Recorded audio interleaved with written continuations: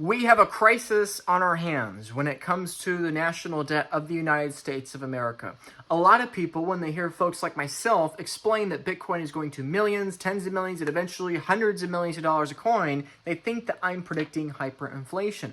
My friends, in this video today, I'm going to try to explain why you don't need to have hyperinflation to have literally quadrillion dollar debts and multi-decatrillion dollar deficits. The United States of America is going to quadrillions and eventually quintillions of dollars of debt, and you do not need to have a hyperinflationary scenario to reach there. This is something that I think is a really hard pill to swallow for most Americans, but yet it's where we are. We're going to look at the math, look at the history, and project forward of where we're going from here. The national debt of the United States of America is roughly $37.3 trillion here in 2025 at the time of recording. Now, in the year 2000, there was $5.6 trillion of debt. Okay, we've gone from 5.6 to 37.2, now more by the time you're watching this, $37 trillion of debt in the year 2025. That's a quarter of a century. That's not very long. Okay, that is a 7.87% historical rate of growth of the debt over a 25-year period.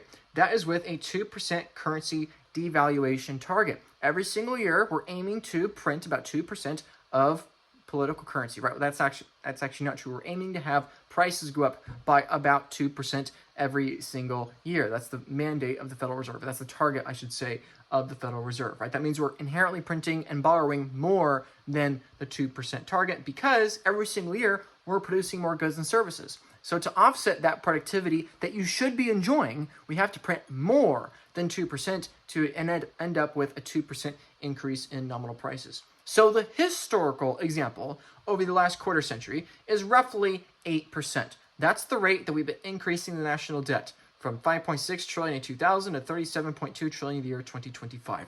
However, let's say we got to change things a bit.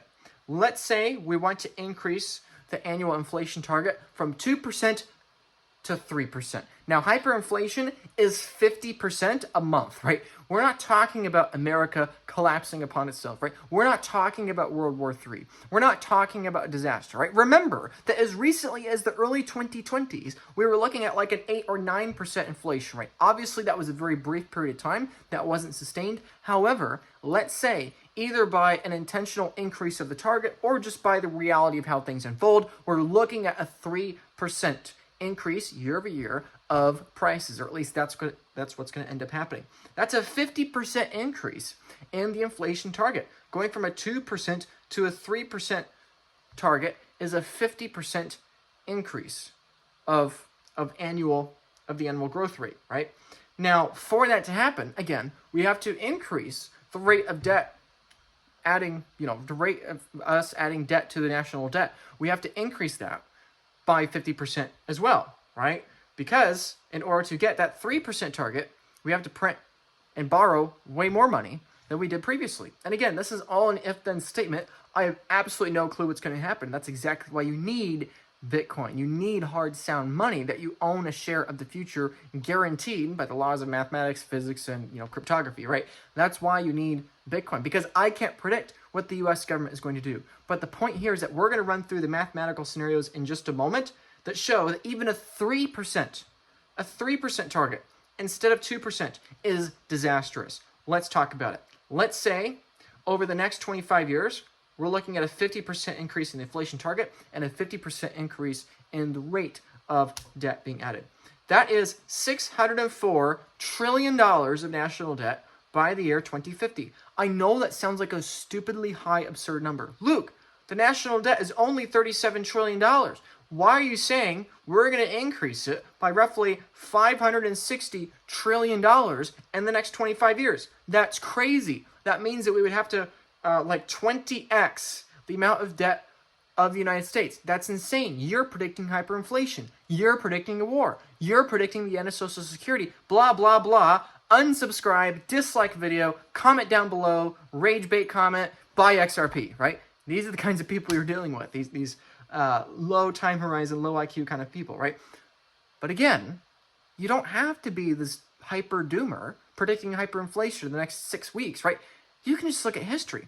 Imagine having the conversation in the year 2000, talking about, hey, guess what? We're going to increase the national debt by like 6 to 7-fold over the course of the next 25 years. People would have said you're crazy. Okay, Americans' memories are really short-sighted. Do you remember in the 1990s? I don't remember because I wasn't born yet, but do you remember in the early 1990s when the Clinton administration was saying that by the year 2000, the United States would be debt-free? Do you remember that?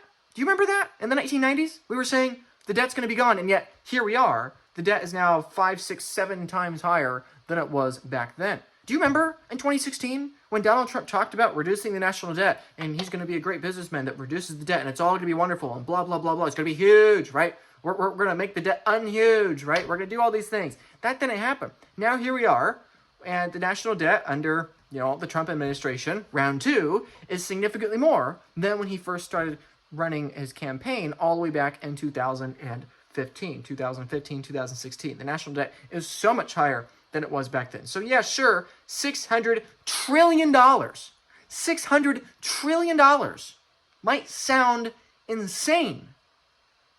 But yet, we've done insane things before. And the farther back in time you look, the more reasonable it seems, right? 5.6 trillion looked insane in the year 2000, but we didn't hit $1 trillion in national debt until 1981, I believe.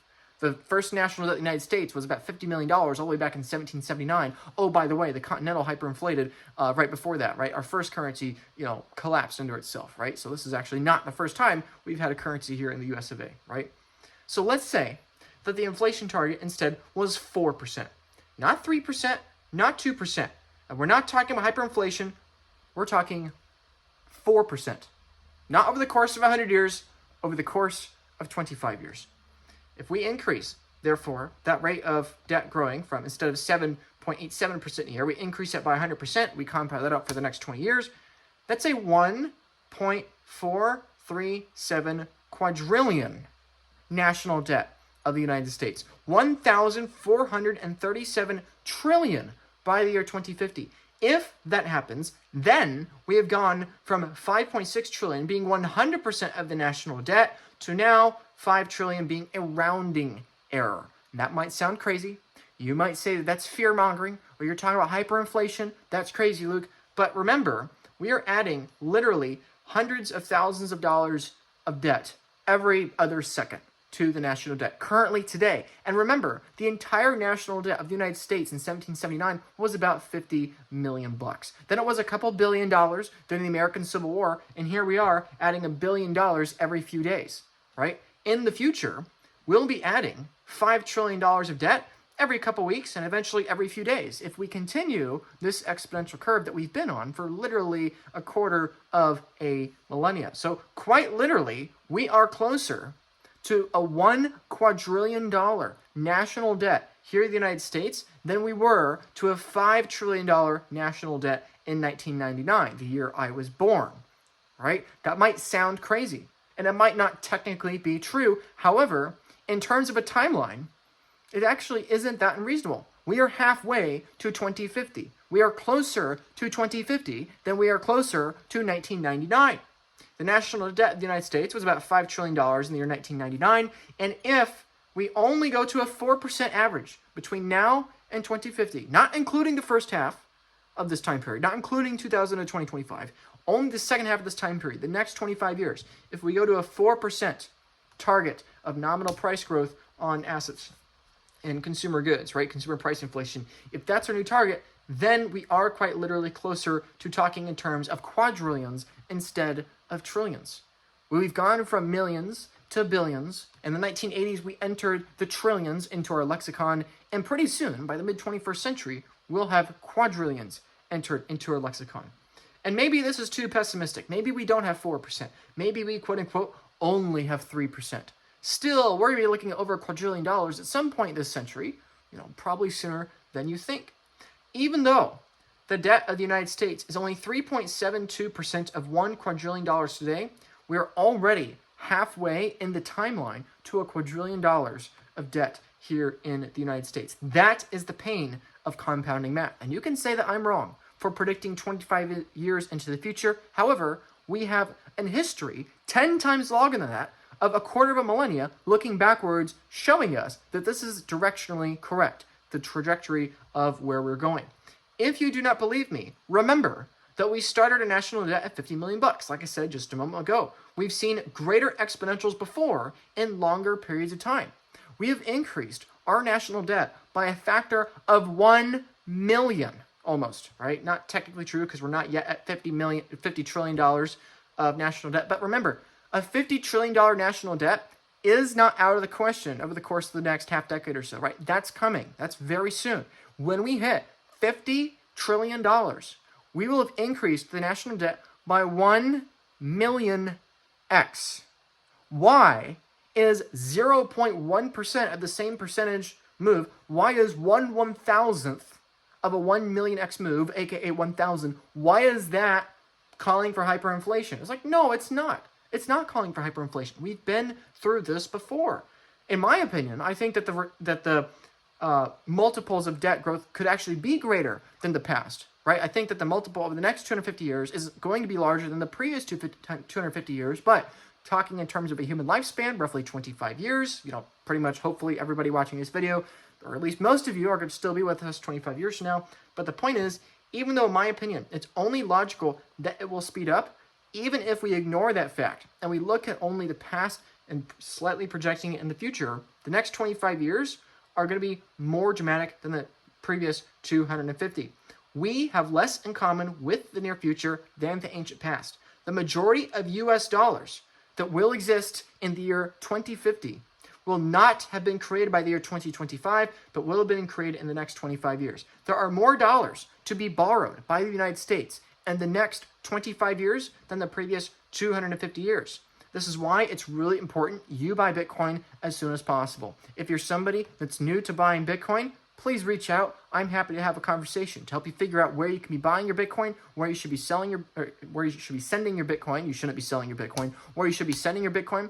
I'm happy to have the conversation with you to help you get off zero, to help you increase your security, and ultimately help you increase your Bitcoin stack. It doesn't matter if you're trying to use Bitcoin in self-custody, Bitcoin treasury companies, if you're trying to get exposure to Bitcoin treasury companies before the IPO, whatever the case, the point is, if you're anybody, doesn't matter if you have a tenth of a Bitcoin or hundreds of Bitcoin, if you're trying to increase your Bitcoin stack and protect yourself and your future generations against this Ponzi scheme of political currency debasement, feel free to reach out, feel free to book a call. Most of you watching this won't do that. That's totally okay. I couldn't help all of you. I couldn't even help 10% of you watching this video if you so desired. Look at the current view count of this video. Obviously, if 10% of those people were to reach out to me and try to book a call, obviously I wouldn't be able to do it. So 90% of you are just going to completely ignore this call to action I'm giving you right here, and that's okay. You don't deserve to be in the top 1% of the people following me that get to have these kinds of conversations. It's not because I'm this super special person. It's just because of the law of large numbers. You can't have exponentially more clients forever, and there will be a certain point where I don't take clients anymore. So if you want to become a client, if you want to have a discussion about how to increase your Bitcoin stack by roughly 70% over the next 12 months, on average, over the course of 500 clients, over the course of the last 8 or so years that the company I've been working with has been doing that. If you want to have that conversation, let's book a call. Let's increase your Bitcoin stack. For the 99% of you that don't want to do that, okay, let's get back to the content here of the Ponzi scheme of America's debt system. $1 quadrillion is not doomer math. It's not end of the world math. This is not hyperinflation of the US dollar. This is talking about 4%. 4, not 14, not 9, like we saw in the early 2020s, 4%. And we're looking at $1 quadrillion in the course of the next 20 to 30 years or so, roughly speaking. But guess what? It won't end there. We did not magically stop when we hit $1 billion in national debt in the 18th century. We did not stop when we hit $1 trillion in the 20th century. We won't stop when we hit $1 quadrillion in the 21st century, right? If you're trying to preserve your wealth for your future self, like I am for my future, 30, 40, 50 years from now, if you're trying to preserve your wealth for your kids, for your grandkids, or eventually great-grandkids, if you're trying to preserve your wealth for them, you have to accept that you do not need to assume the US dollar is going to hyperinflate. I think it will eventually hyperinflate far in the future. But even if it doesn't hyperinflate, we're looking at quintillions, if not sextillions of dollars in the far future. And if I'm wrong, and if I'm being too optimistic here, and we're only going to have 4% of consumer price inflation over the next couple decades, If I'm wrong, and we actually do have higher inflation rates, then we're looking at potentially not quadrillions, but quintillions, if not sextillions of dollars of the national debt within your lifetime.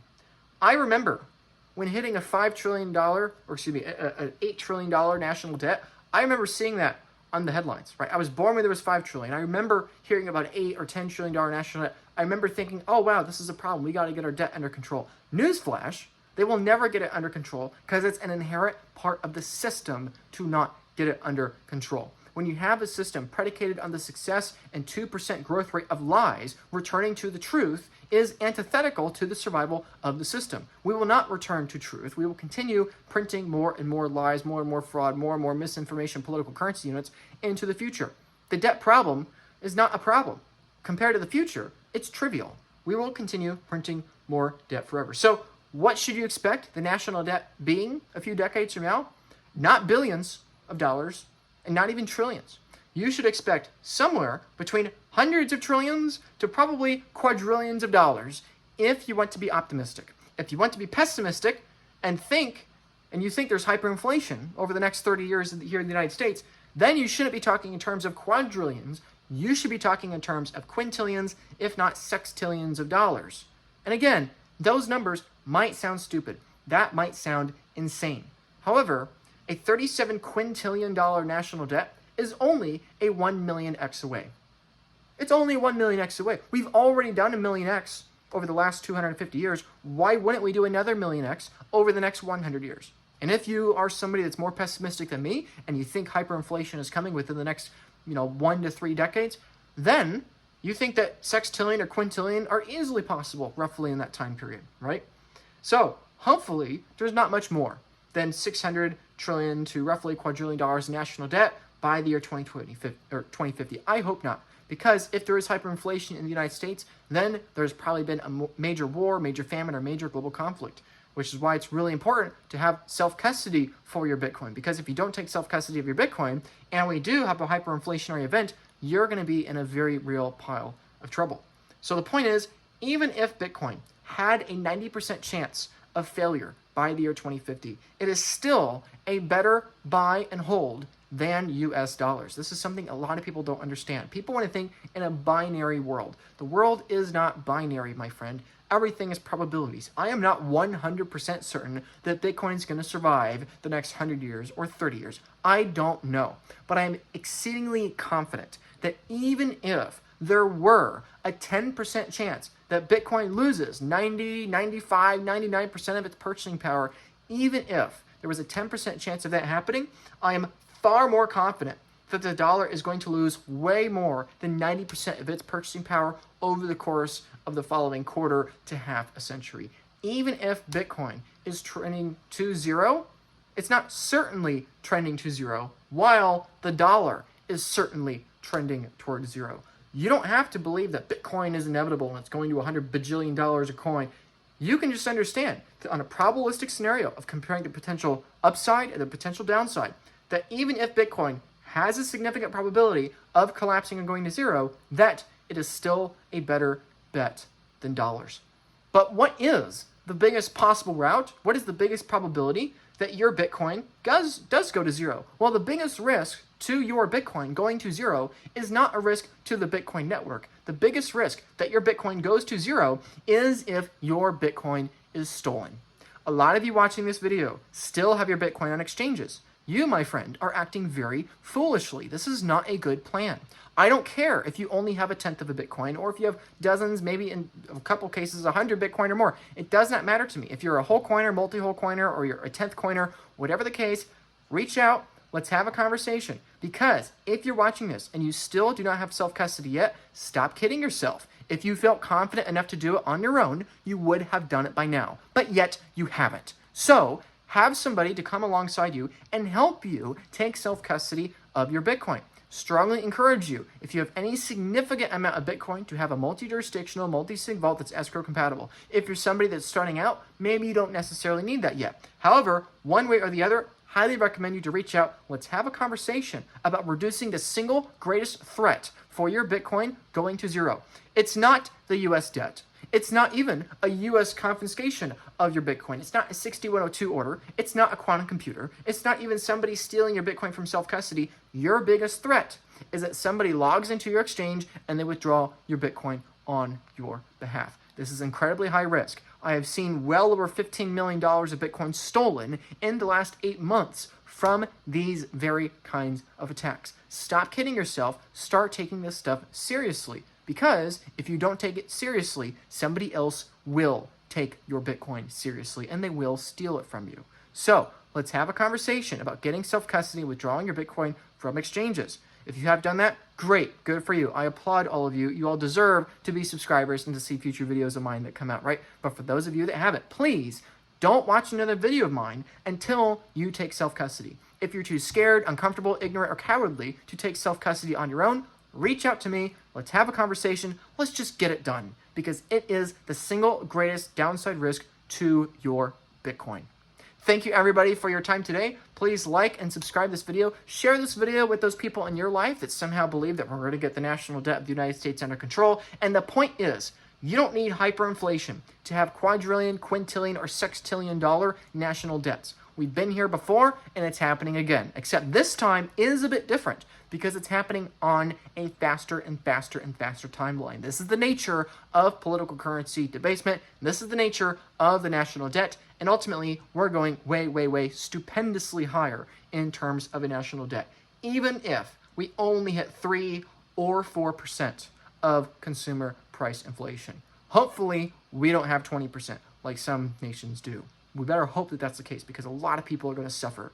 Every single percentage point that this number goes up, more and more people suffer. And that's why Bitcoin is really important. Not only for the number to go up, not only to be a hedge against the debasement of the US dollar, not only because if you find Bitcoin content, you can really enjoy it, but because it's about what is best for you, what is best for the kids. So buy Bitcoin, hodl onto Bitcoin, don't let it sit on exchanges, and keep it safe for the kids because God knows the kids are going to need it.